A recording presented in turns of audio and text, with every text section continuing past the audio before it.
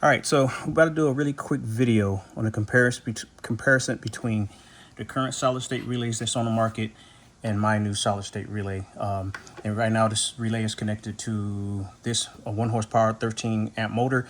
I have a power supply here that shows voltage, amps, and wattage. So I'm gonna go ahead and send power from here to the relay, and we're going to watch the volts, amps, and wattage. Then we're going to lower the voltage, and you'll see what voltage this relay turns off. And then we'll connect my relay here. We'll have to swap out the heat sinks, but let me go ahead and get this going. So go ahead and power it up.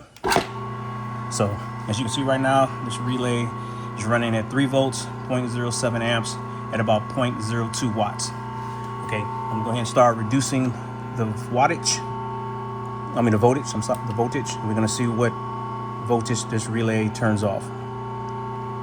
Okay, so at about 1.7, 1.8 volts, it starts turning off. So we're gonna take it all the way down to 0.64 volts. And we're gonna go ahead and disconnect it because it no longer can be powered on. So let me turn the power off. Go ahead and disconnect this relay here. And we're gonna go ahead and connect mines. Do have to change out the heat sinks because the amount of current that this motor pulls creates a lot of heat, and without a heat sink you will fry these relays. So right now, disconnecting now.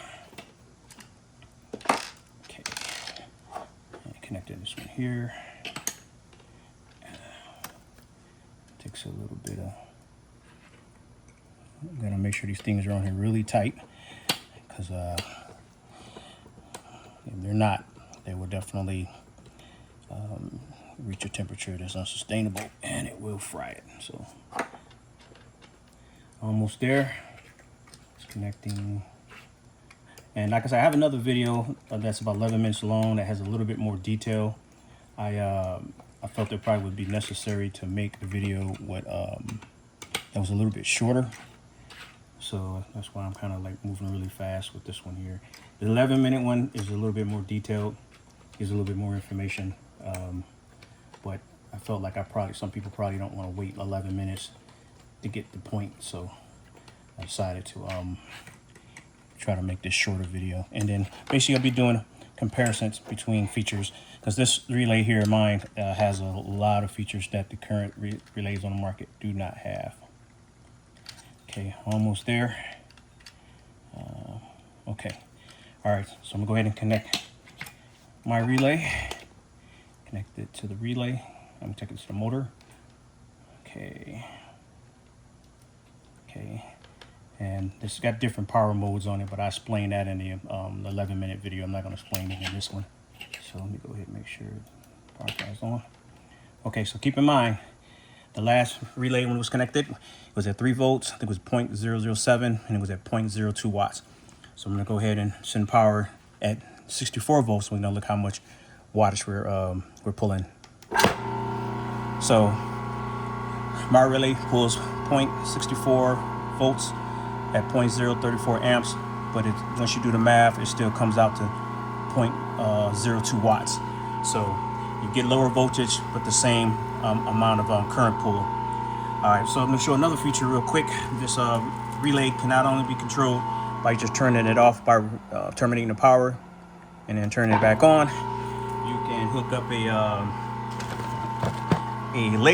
laser to it. Since I find the, oh, there it is. I'm gonna go ahead. I have a fiber optic cable here that I'm gonna connect to this relay as it's running.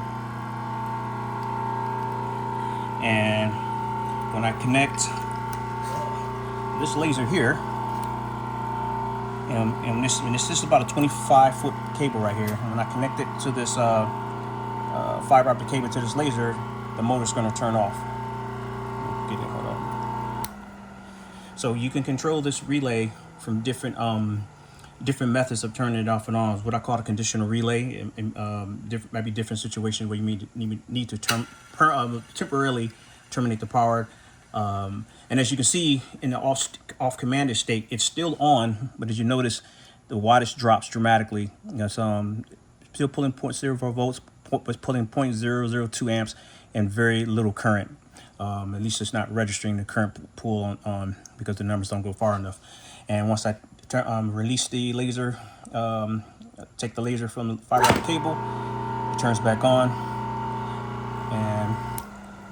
and when it's connected, it turns off.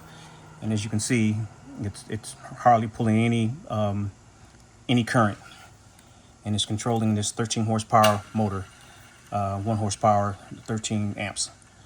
13 amp motor, yeah, 13 amps at 1 horsepower. All right, so another feature I'm gonna show real quick is it also has what you call a infrared sensor. Like if it senses a fire, it'll turn off. So I don't want to start a fire here, but I do have a infrared chip. As you can see, you might be able to see it a little bit. And when this relay sees it, it's going to turn off.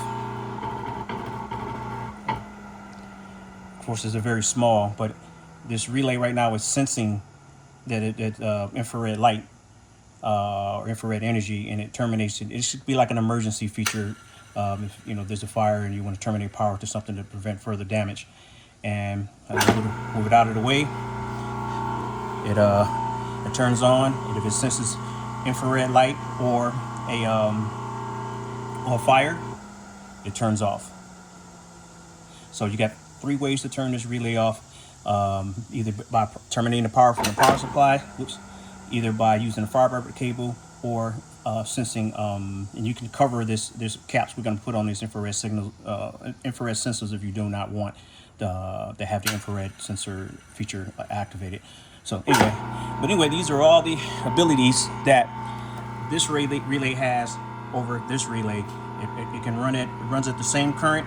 The voltage is lower, the amperage is a little higher, but when you do the math, it's the same current draw. Also, when it's in the commanded off state, the current drops dramatically. So it's hardly pulling any power in the commanded off state. It is still on, still receiving power, but it's very, very little. Okay, so that's all the kind of wanted to make this a really quick video. So hopefully you got something out of it. All right.